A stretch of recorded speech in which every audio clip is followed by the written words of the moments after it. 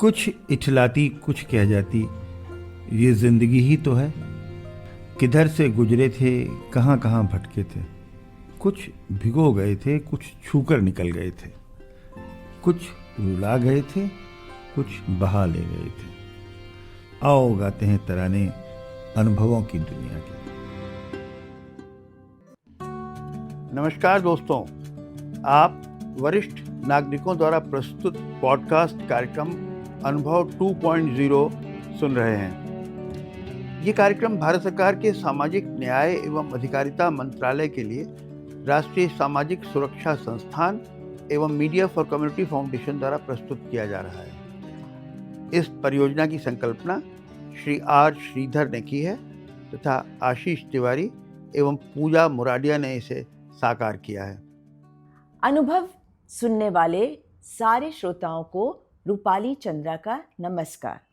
आज हम आपकी मुलाकात करवा रहे हैं farmer professor and head cardiology SDPGI-MS Lucknow doctor Nakul Sinha से।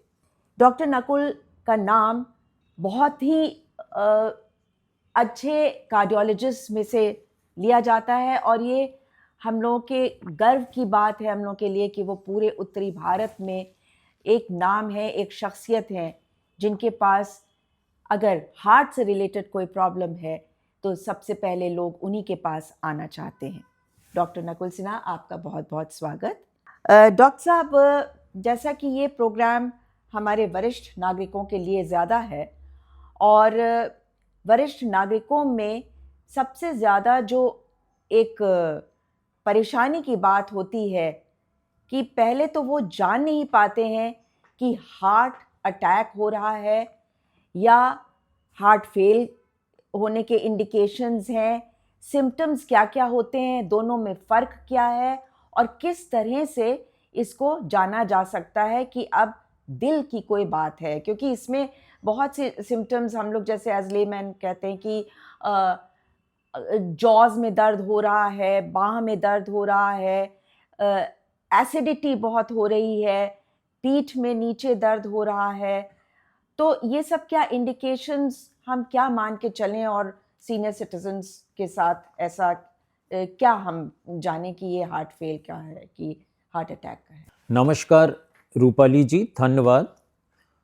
आपने बड़ा रेलिवेंट टॉपिक और सवाल पूछा कि आजकल बहुत से कपल्स जो रिटायर हो चुके हैं और वृद्धावस्था 65 या 70 क्रॉस कर चुके हैं तो वो लोग अकेले रहते हैं, क्योंकि हम लोग ने भी देखा है कि ज़्यादातर बच्चे बाहर या तो सेटल्ड हैं देश से बाहर या फिर देश में भी हैं तो उसी शहर में तो रहना उनका बड़ा मुश्किल होता है। और सबके मन में ये भी एक डर या भय भी रहता है कि अगर कुछ प्रॉब्लम हुई, ख़ासकर हार्ट की प्रॉब्लम, तो क्या करें और कैसे मदद मांगें। तो देखिए, पहले सबसे जो आपने कहा था कि हार्ट अटैक जी, हार्ट फेलियर और कार्डियक अरेस्ट, जी, ज़्यादातर लोगों के मन में ये भावना है कि ये तीनों चीज़ एक ही होती हैं। ऐसा कतई नहीं है।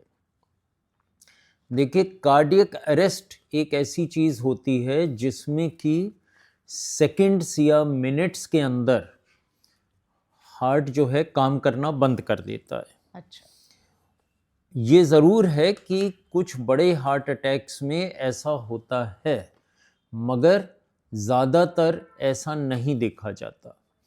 ये चीज़ हार्ट की रिदम यानी गति की प्रॉब्लम से होती है। अच्छा, फॉर एग्ज़ाम्पल, कुछ बीमारियां होती हैं जिनमें हाइपरट्रॉफिक कार्डियोमायोपैथी है या और तरह की मसल ऑफ द हार्ट की प्रॉब्लम्स हैं।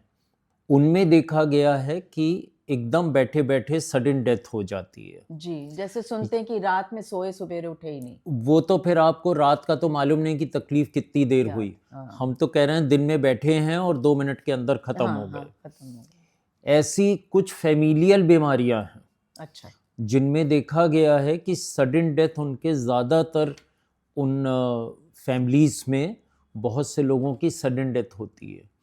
उसको रिसर्च करके अब निकाला गया कि उसका क्या ट्रीटमेंट होना चाहिए, जीन थेरेपी है वगैरह वगैरह। मगर coming back to the same जी इशू, जी कार्डियक अरेस्ट जो है उसमें तो सीपीआर यानी कार्डियोपल्मोनरी रिससिटेशन देने से ही जो भी चांस है उसी से जान बच सकती है। अगर वो अस्पताल के आसपास हैं तब तो तुरंत अस्पताल ले जाना चाहिए। जी अगर नहीं है तो सीपीआर, और सीपीआर में भी अकेले देने की कोशिश ना करें, अच्छा आप ज़रूर मदद को बुलाएं।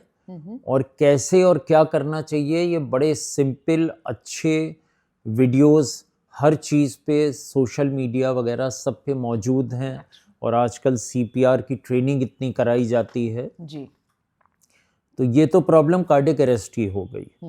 हार्ट फेलियर जो है ये मेडिकल टर्म्स में भी एक ऐसी तकलीफ होती है जबकि आपको दो चीज़ें हो, या तो सांस फूलने लगे या बदन में सूजन आ जाए। ये ज़्यादातर अच्छा दो सिम्टम इसमें बहुत कॉमन होते हैं। ये भी हार्ट अटैक के कई साल बाद कई मरीजों में डेवलप होता है, मगर कई बार बिना हार्ट अटैक के भी डेवलप होता है। अच्छा। ये बहुत सारी हार्ट की बीमारियां हैं। सच पूछिए तो हम कहेंगे कि हम लोग कार्डियोलॉजी में कम से कम 100, 150, 500 तरह की बीमारियों का देखते हैं, जी पर पूछा वही जाता है हार्ट अटैक, हार्ट फेलियर और कार्डियक अरेस्ट। जी क्योंकि एक तो ज़रा सा ये लोगों को पब्लिक में वो हो गया है कि भाई यही होता है, जी इसके अलावा भी बहुत बीमारियां हैं। बहरहाल, तो हार्ट फेलियर तो जैसे अगर वाल्व की बीमारी है तो उसमें भी आगे चल के हार्ट फेलियर तक होता है। तो हम लोग का एक कॉमन सेंटेंस है कि all cardiac problems lead to heart failure. अच्छा heart attack is one of them, but not the only one. There are so many others. तो इसके इंडिकेशंस क्या होते हैं? अगर हम मान लीजिए हैं घर में और एकदम से कुछ होने लगा तो क्या हम सोचें कि जैसे एसिडिटी हो रही है या कहीं जॉज में दर्द हो रहा है, ये सब चीज़ें जो हैं, अगर ये सिम्टम्स हैं तो क्या हम इसको समझ लें कि ये हार्ट के से ही रिलेटेड हैं? देखिए, पहले तो हार्ट अटैक के बारे में दो चीज़ समझनी चाहिए। जी पहली बात कि 90-95% हार्ट अटैक होने के पहले वार्निंग साइंस और सिम्टम्स आते हैं। अच्छा अगर उसको हमने नज़रअंदाज कर दिया, नहीं सोचा, नहीं दिखाया, नहीं इन्वेस्टिगेट कराया, जितने भी मरीज़ हमारे पास एक्यूट अटैक के आते हैं, जी 10 में 9 से अगर पूछा जाए तो ज़रूर महीने, 2 महीने, 10 दिन से कुछ ना कुछ उनको तकलीफ चल रही थी। सबसे ज़्यादा इसमें क्या इंडिकेशन होते हैं? सबसे ज़्यादा यही कॉमन सिम्टम क्या होते हैं कि देखिए, एक जबड़े से लेकर और नाभि तक जी अगर सामने की तरफ आपको कोई भी तकलीफ हो रही है जो कि 2, 4, 10 मिनट रहती है और हमेशा चलने पे या कुछ मेहनत का काम करने पे आती है, अच्छा और आराम करने से ठीक हो जाती है, ठीक तो इसको ज़रूर दिखाना चाहिए। ये एंजाइना काफ़ी हद तक हो सकता है। अच्छा अब इसके साथ आपको और भी कई चीज़ समझना होगा। जिनको डायबिटीज़ होती है जी उनमें चौथाई लोगों में 25% में साइलेंट हार्ट अटैक होता है, उनको पता भी नहीं लगता। अच्छा उनको कुछ होगा, पसीना आ जाएगा, चक्कर आ जाएगा, मतली लगेगी, उल्टी लगेगी, मगर चेस्ट पेन नहीं होगा, अच्छा चेस्ट डिस्कम्फर्ट नहीं होगा, चेस्ट प्रेशर नहीं होगा। अच्छा तो डायबिटीज़ वालों में क्योंकि ऑटोनॉमिक न्यूरोपैथी होती है तो साइलेंट हार्ट अटैक काफ़ी कॉमन होते हैं, इसलिए उनमें मिस हो जाता है, तो उनको थोड़ा ज़्यादा सावधान रहना चाहिए। अच्छा तीसरी चीज़, आजकल हम लोग के खाने पीने का इतना बदल गया है, जी और फास्ट फूड और कोला ड्रिंक्स ये वो, तो गैस बहुत बनती है। इनफैक्ट हम लोग को तो बताया जाता था कि आप हर मरीज़ से पूछो तो गैस की तकलीफ़ तो पहले ही बता देगा। जी तो अगर आपको गैस की तकलीफ़ लग रही है और बार बार आ जाती है बिना खाना पीना खाए या बिना किसी प्रोवोकेशन के, तो ये भी आपको एक तरह से सस्पिशन होना चाहिए कि क्या कहीं हार्ट की प्रॉब्लम तो नहीं हो रही है, अच्छा। चेक करा लें। हम्म। इशू ये होता है आजकल ये सोशल मीडिया में और व्हाट्सएप हैं, इससे लोग इतना इन्फ्लुएंस हो जाते हैं कि यंग लोग 25-30 साल के कि साहब हमें गैस लगता तो था मगर हम हार्ट का चेकअप कराना चाहते हैं, तो हम कहते हैं कि भाई आप में चांस हार्ट की प्रॉब्लम होने का लेस देन 1% है या लेस देन 2%। जी। आप मत परेशान होइए।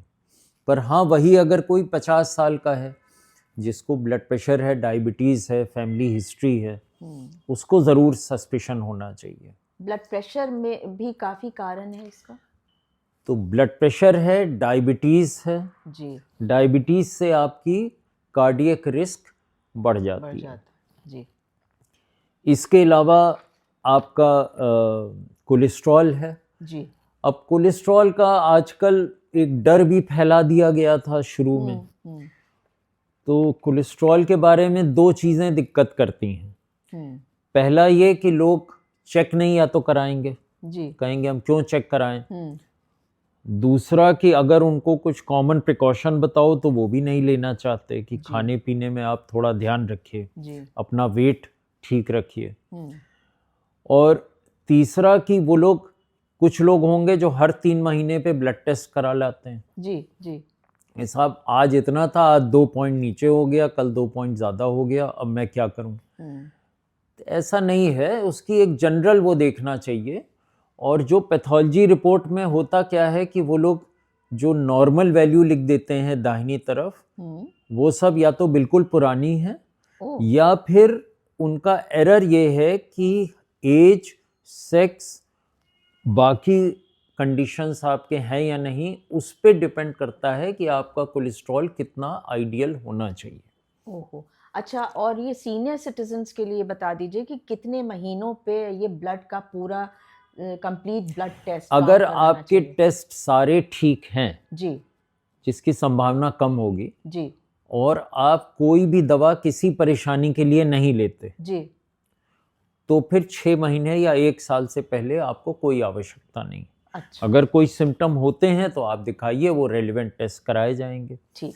पर पर लोग कई बार जो है हर महीने 2 महीने पे वो करा के ले आते हैं, उससे कोई फायदा नहीं। अच्छा। इसके अलावा स्ट्रेस बड़ा इम्पॉर्टेंट है। और स्ट्रेस कई बार काम का होता है, फैमिली का होता है, अपने आप भी होता है, डिप्रेशन का होता है, कुछ भी हो, बहुत हमारी एक्सपेक्टेशन हो, नहीं हो पा रहा है तो स्ट्रेस होने लगेगा। सीनियर सिटीजन्स में उनमें सबसे तो ज़्यादा कई तो और तरह से लोनलीनेस का। और डाइट का जहाँ तक सवाल है, डाइट में बैलेंस डाइट रखें जी। कॉन्स्टिपेशन नहीं होना चाहिए सीनियर लोगों को, वो फिर दिक्कत करेगा। अच्छा। और यूजुअली बैलेंस्ड में नॉनवेज वगैरह बहुत नहीं इस्तेमाल करना चाहिए। अच्छा।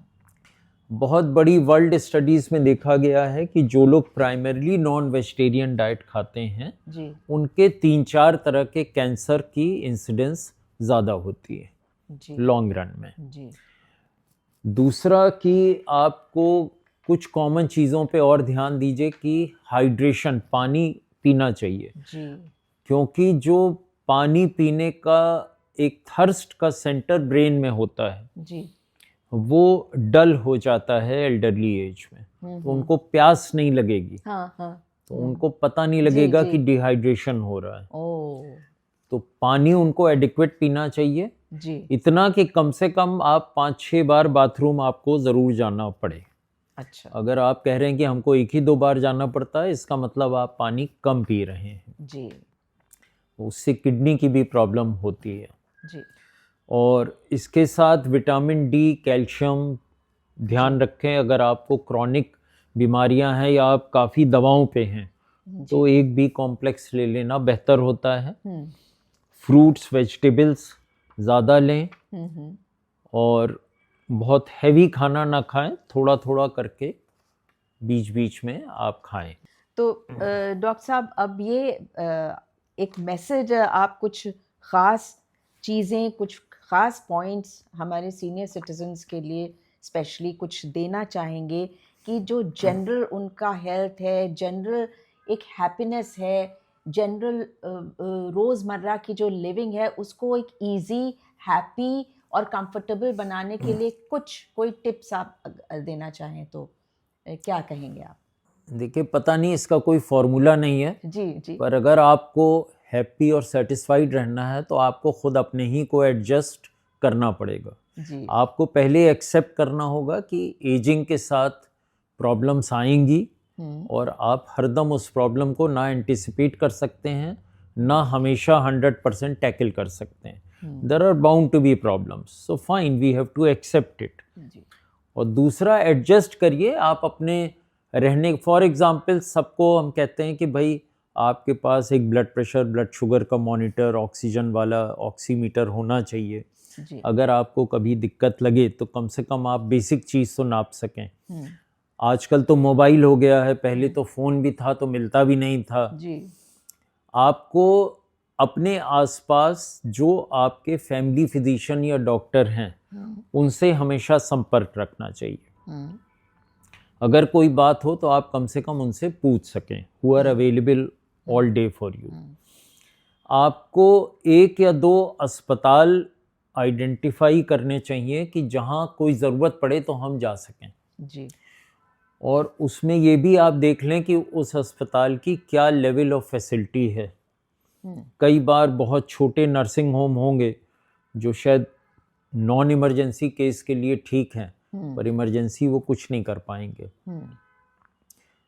तीसरी बात, आपको कुछ ना कुछ खर्चे के लिए अपने पास रिजर्व में रखना चाहिए, जी because any hospital will ask for a initial deposit. Right आप क्रेडिट कार्ड भी रख सकते हैं, डेबिट कार्ड भी रखें। आपका अगर इंश्योरेंस है, आजकल बहुत से लोग मेडिकल इंश्योरेंस कराते हैं, जी तो इंश्योरेंस उस हॉस्पिटल में लागू है या नहीं ये आप पहले चेक कर लीजिए। जी आप गए वहाँ, देखा, उन्होंने कहा साहब ये हमारे पैनल में नहीं है, तो फिर आपका आपको time दूसरी lose, जगह जाना पड़ेगा। ये सब कॉमन सेंस हो रखें, डरने के पॉइंट से नहीं, पर एक प्रिपेयर्डनेस होनी चाहिए जी जी कि भाई अगर कुछ हमें ज़रूरत पड़ती है या हमारे किसी जान पहचानी को पड़ती है तो हम उसकी कैसे मदद करेंगे। बहुत अच्छा लगा डॉक्टर आपसे बात करके, और हम बहुत शुक्रगुजार हैं डॉक्टर नकुल सिन्हा के कि उन्होंने अपना कीमती वक्त हम लोग को दिया और इतनी अच्छी बातें बताई। और स्पेशली हमारे जितने वरिष्ठ नागरिक हैं, वरिष्ठ श्रोता हैं, उनको ज़रूर इससे फ़ायदा हुआ होगा और बहुत सी चीज़ें सुन करके, बातें सुन करके उनकी आज आंखें खुली होंगी कि हाँ, अब उनको आगे चल के अपने लाइफस्टाइल में अपनी ज़िंदगी को और अपनी हेल्थ को किस तरह से संवारना है और किस तरह से उसको संभाल के रखना है, जिससे कि वो अच्छे रहें, मेंटली अच्छे रहें, फिज़िकली अच्छे रहें, और कोशिश करें कि समस्या आने से पहले ही उसके ऊपर हावी हो जाएं खुद ही और उसको दूर करें। तो एक बार फिर से आपका बहुत बहुत धन्यवाद। दोस्तों, आप लखनऊ की संस्था पीपल्स इनिशिएटिव के पॉडकास्ट कार्यक्रम अनुभव 2 को सुन रहे थे। वरिष्ठ नागरिकों की सुविधा के लिए भारत सरकार की हेल्पलाइन नंबर 14567 पर आप प्रातः 8 बजे से रात्रि 8 बजे तक वरिष्ठ नागरिकों की किसी भी समस्या पर सहायता प्राप्त कर सकते हैं। Thank you and have a good day.